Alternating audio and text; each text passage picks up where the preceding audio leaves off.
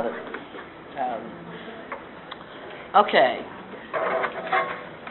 All right. So now it's time for the test. We forgot. Yeah, I know. Actually, it's not a real test. You will not be graded. I did everything you showed me yesterday, but when I came in, this was not even attached to this, so I don't know if I've got it in the right place or not. What do we have? Okay. Well, that's what I thought. Okay. So, while Pastor Askin's working on that, let's do a little bit of a review, even though you're not going to get officially graded on it. Yes, that's... Okay. And that's the right presentation and everything? Yes, it's still the same one. Wow. It's just that holy hand laying on it. Okay, who is the Greek poet who gets credit for developing or kind of popularizing the method of loci? Simonides. Good, good. What kind of memories do we have? Short and long. And what's the relationship between them? Long has a short processing and storage. Okay, processing and storage. So which one's processing? And which one is storage? Long. And how many things can we remember in our short-term processing? 7 to 9. 5 to 9. 5 to 9. It's 7 plus or minus 2. And that was George Miller, 1956. All sorts of trivia that you can remember, you know. What's the name of the technique that relies on association of images or sounds or words or perceptions? Mnemonics. Mnemonics. What was Aristotle's view of perception and time? You can't remember the past, and you can't remember the present and the future, but you can remember the past. Right, you can remember the past. You only perceive the present, and the future, the future is the unknown. Okay. Now, out of all that, what's actually going to help you in your classroom? See, mnemonics, the idea of short and long term. Probably Simonides, the name is not, unless you have a child named Simonides and you can thrill them with that story. The point is that you can memorize a lot of stuff. You can memorize a lot of stuff. We ask our students to memorize a lot of stuff, and I actually at some point have the remark that a lot of times the trivium gets filled with trivialities. And so you really, one of the hints that I hope I have time to mention is to consider the value of what you're asking your students to memorize and have them memorize valuable stuff rather than just to memorize. Yesterday, did I leave you with any idea about what the mnemonic approach is appropriate for? Not exact word order, or not word for word, but rather like an infrastructure. Well, yeah, that too, but I'm trying to think, would you want to use the mnemonic method to delve into deep philosophical discussions to help your students remember philosophical points? Probably not. The mnemonic method of using mnemonics is most appropriate for grammar level. And remember I said yesterday that I think we need this new, or we need to really make sure we're focusing on instilling the memory methods and teaching our students how to memorize at the grammar level so that they are building in logic and rhetoric, but that we're focusing on it in the grammar level. Okay, I think I have. Yeah. So yesterday, basically, the tips that we came up with were using mnemonics, the association by images, sounds, and by perceptions, and then the method of loci. Quintilian, another ancient scholar, in Book 11, Chapter 2, he wrote a lot about education, pedagogy. Makes clear that memorization is key. He clearly establishes the value of memory with these statements. All knowledge depends on memory. All knowledge depends on memory. There's a new book out on memory that's just been published this year And they talk about, do you really want the pilot of your airplane reading a manual, landing manual, minutes before the approach is initiated? And I said, no, you want them to already know that. You want that so ingrained in their memory that they don't have to look it up. And so all knowledge depends on memory. We shall be taught to no purpose if whatever we hear escapes us. Remember we talked about that yesterday. If you can't pull it out of your long-term memory, you didn't really have it. So, it is the power of memory that brings before us those multitudes of precedents, laws, judgments, sayings, and facts, of which an orator should always have an abundance. I would say a teacher as well. You should always be able to fill the time, right? Because you can always pull some more interesting fact that your students will listen to. Accordingly, memory is called, not without reason, the treasury of excellence. Now, tell your students that. That is going to impress them, for them to realize, hey, I'm building a treasury in my mind. My memory is a treasury. He also recommends a strategy that, for lack of a more contemporary association, I'm going to call what the reading teachers call it. They call it chunking. Are you familiar with chunking? Okay. But this is Quintilian, way back when. If a long speech is to be retained in the memory, it will be of advantage to learn it in parts, for the memory sinks under a vast burden laid on it at once. We think that makes perfect sense, right? You don't start memorizing all of Romeo and Juliet or all of Julius Caesar. You pick soliloquy, and you might even just pick part of it for the students to memorize. Friends, Romans, countrymen, lend me your ears. You don't start with the whole play. Quintilian also strongly emphasizes the need for practice, for repetition. You know, I told you this stuff, it's not going to, there's no 99 new tips.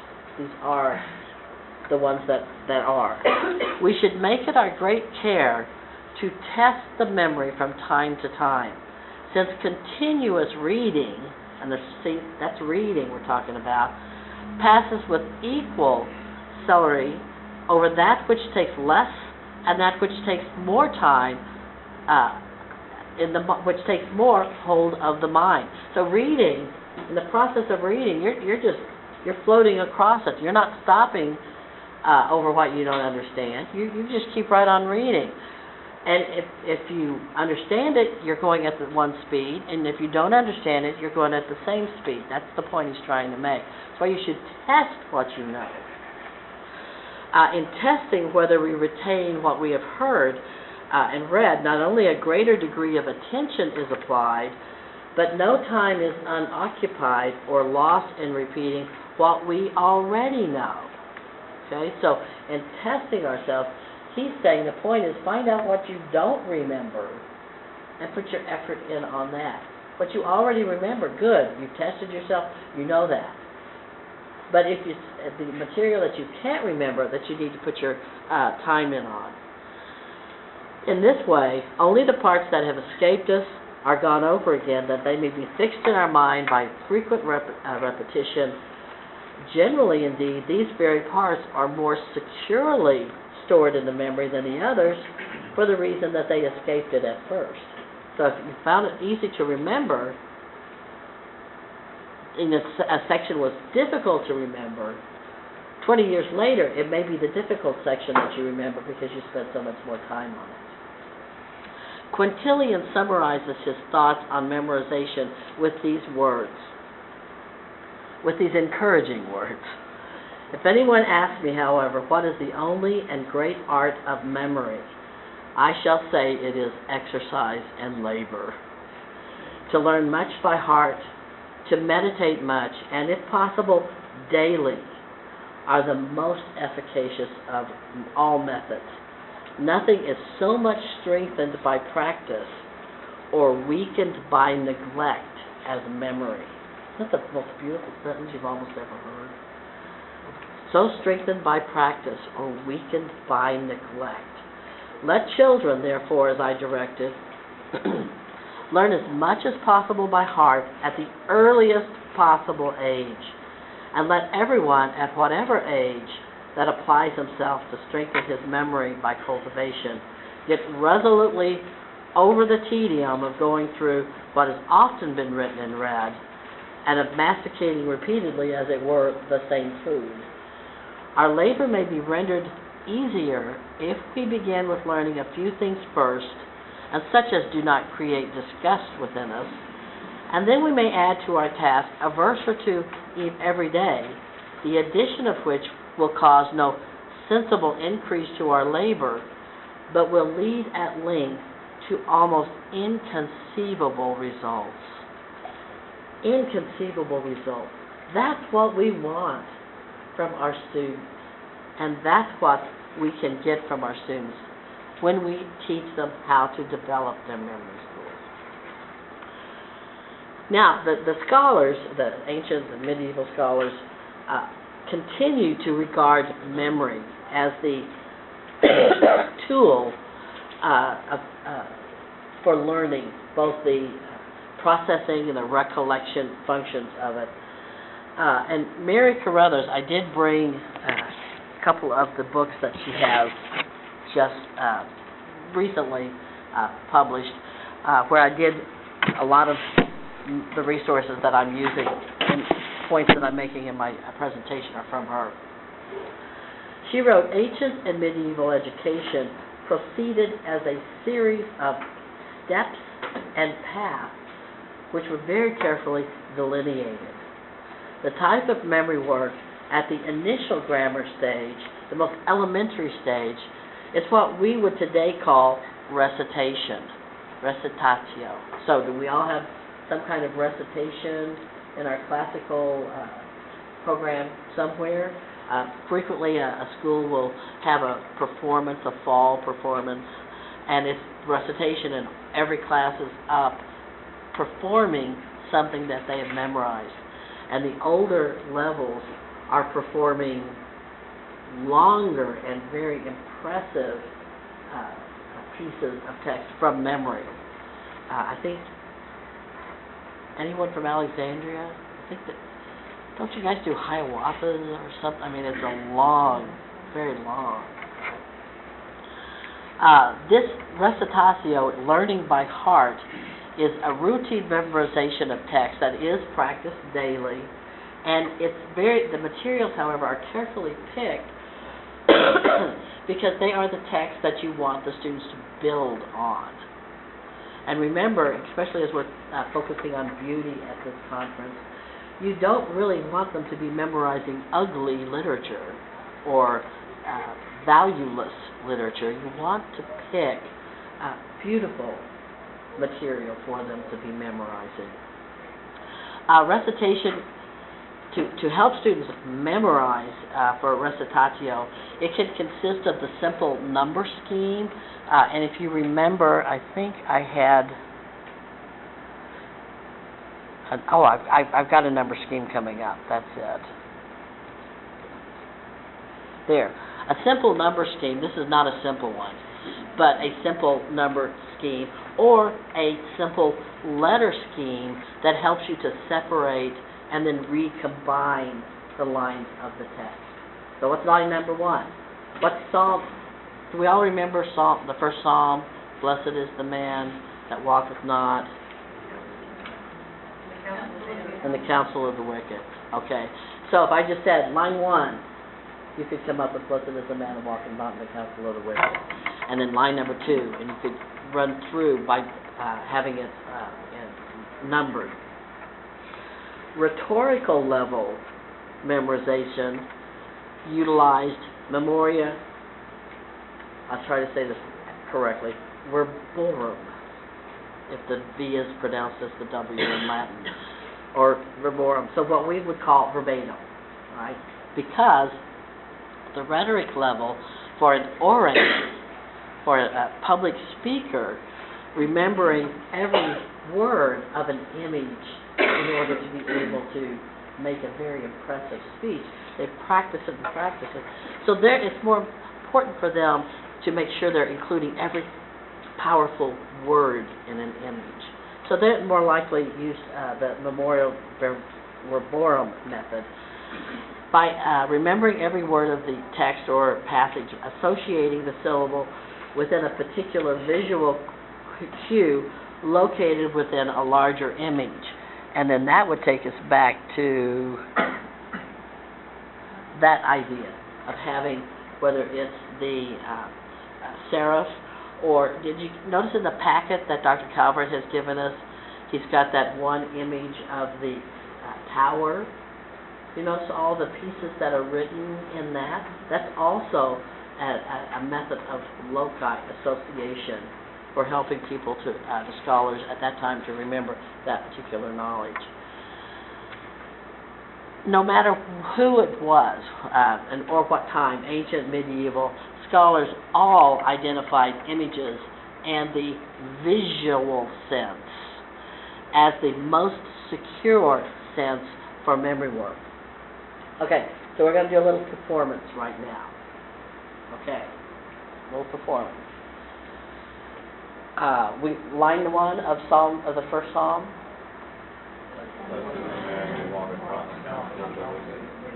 Say it backwards.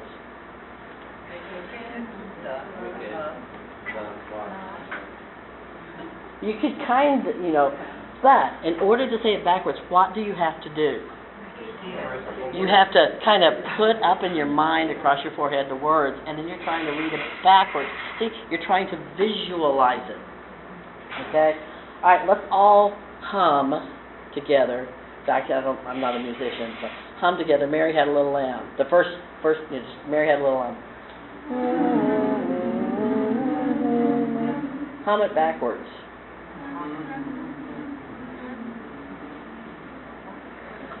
That one's a lot harder, because how are you, unless you're a musician and you're literally visualizing those notes, you can't take those sounds and see them to be able to do it backwards. So if there is a way, an image or an association that you can help your students visualize, that will be the strongest way of helping them to memorize. And remember, the method of loci can be, all right, you're sitting, picture yourself sitting at your desk. You have the sheet of paper in front of you, and here are the lines, and they're numbered, and you're wearing your uniform shirt for picture day, and you're giving them all sorts of details to create what we would call almost a photographic image in their mind. So it can be their perception of the present that we're trying to put into the memory, or it can be the method of loci of, let's take a look at what the passage of the text is saying, and let's come up with some associations for that. So when I think of blessed is the man that walketh not in the counsel of the wicked, the counsel of the wicked, what does that look like? I mean, that's a pretty interesting, frankly, I think of the Roman Senate and how you walk into that, and those don't look comfortable, those stone risers. So to me, that helps me remember the term, the counsel of the wicked. So however you use this method of loci, whatever works for a particular student, and you may have students in your class that you have to work on an individual basis to do different images for, because the Roman Senate may not make any sense to somebody, to one student, but the idea of wearing the uniform and here I am with holding it in my hands might be helpful. Okay, so let me see if I can get to the updated. Okay, yeah, our updated memory tips. So yesterday, mnemonics and the method of loci. Today, Quintillion, real quickly, talked about the repetition, the need for daily practice. learning it by breaking large text into smaller parts.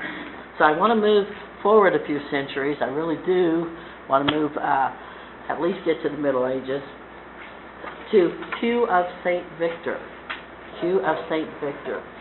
He is given credit, and probably did, in fact, author a very brief little essay or section, which is titled "The 3 Best Memory Aids for Learning History." The 3 best learning aids from, I mean, you've got to think, okay, this is going to be good, right? Okay. So Hugh of St. Victor was a scholastic theologian.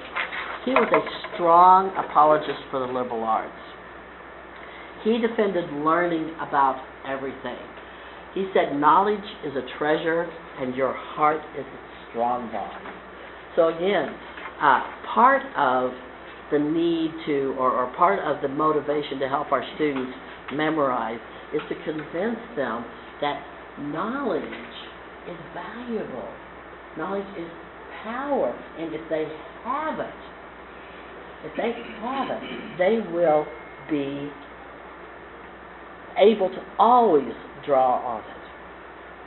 So Hugh of St. Victor, he understood that memory was the tool that allowed you to put the treasure in the strong box and the tool to allow you to take it out again. He wrote, "The whole usefulness of education consists only in the memory of it." The whole usefulness of education consists only in the memory of it. For just as having heard something does not profit one who cannot understand, likewise, having understood is not valuable to one who either will or cannot remember. Again, you can't pull it out. You never got it in there.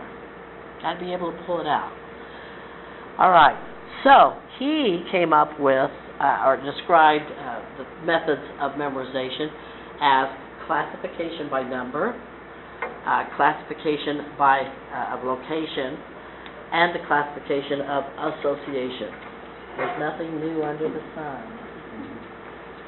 Because the classification of number, we've already kind of gone through that. In this essay, in a page, he explained how he memorized all of the Psalms. All of the Psalms. First, I consider how many Psalms there are. Do we all know how many Psalms there are? 150. I learned them in order so that I know which is the first, which is the second, which is the third, and so on. I then place them all by order in my heart along my mental numerical line, the image in his mind. And one at a time, I designate them to the seats where they are disposed in the grid, while at the same time, accompanied by voicing or cogitation, I listen and observe closely until each becomes to me of a size equivalent to one glance of my memory. So again, he's creating a photograph of every single psalm in his memory, which he has numbered so he can pull them out. Blessed is the man with respect to the first psalm. Why have the Gentiles raged with respect to the second? Why, O Lord, are they multiplied with respect to the third? This is kept in the first, second, third compartments, and so forth. And then I imprint the result of my mental effort by the vigilant concentration of my heart, so that when asked without hesitation, I may answer either in forward order or by skipping one or several, or in reverse order and recited backwards according to my completely mastered scheme of places. For surely, and this kills me, for surely you do not think that those who wish to cite one of the Psalms have turned over the pages so that starting their count from the very beginning they could figure out which number in the series of Psalms each might have. The labor in such a task would be too great. Now granted, he's talking about manuscripts. He's not talking about a printed book. This is before Gutenberg.